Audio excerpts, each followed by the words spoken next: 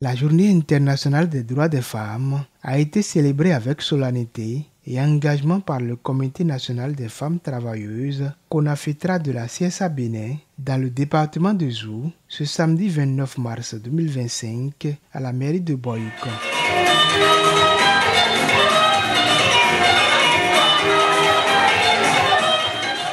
Pour Lydie Dioviga Sinagwe, présidente du CONAFETRA dans le département du Zou, cet événement constitue une occasion privilégiée d'évaluer les avancées obtenues et d'explorer de nouvelles stratégies visant à renforcer l'émancipation des travailleuses béninoises. C'est une journée qui nous permet à nous femmes de nous retrouver, de réfléchir par rapport à ce que nous avons déjà acquis et de réfléchir aussi par rapport aux défis qui se dressent devant chacune de nous et de faire des prospections pour l'avenir. Le parrainage a été assuré de main de maître par le maire de Boycon, Rufino d'Almeida, à qui nous disons un grand coucou.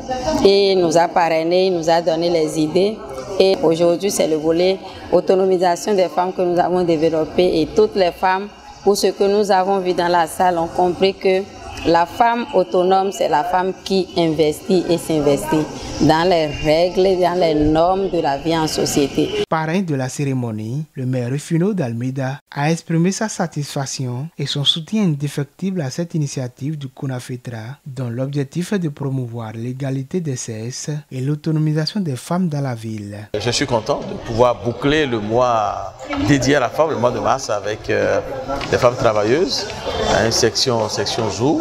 Je suis d'autant plus heureux que ces femmes leaders qui viennent de tous les horizons, du monde enseignant, du monde médical, du monde commercial, etc., œuvrent pour l'autonomisation des femmes. Vous savez que cela me tient énormément à cœur. Et nous avons l'habitude de dire à nos sœurs que leur premier mari, c'est leur travail. Et je pense que cette philosophie portée par le Comité national des femmes travailleuses me plaît énormément. J'ai vu en ces leaders des femmes dynamiques, des femmes énergiques, des femmes décidées, des femmes engagées. Et je pense que je ne peux pas rester loin d'un tel creuset. C'est avec beaucoup de plaisir que je les ai parrainés. Je suis encore prêt à recommencer l'année prochaine. Selon les acteurs impliqués, dont l'Institut national de la femme, cette rencontre a permis aux participantes de mieux appréhender leurs droits et de se préparer à relever les défis liés à leur autonomisation économique. Cette communication que nous avons partagée avec les femmes, c'est un symbole que le thème de cette année, disons à 60%, parle de l'autonomisation de la femme.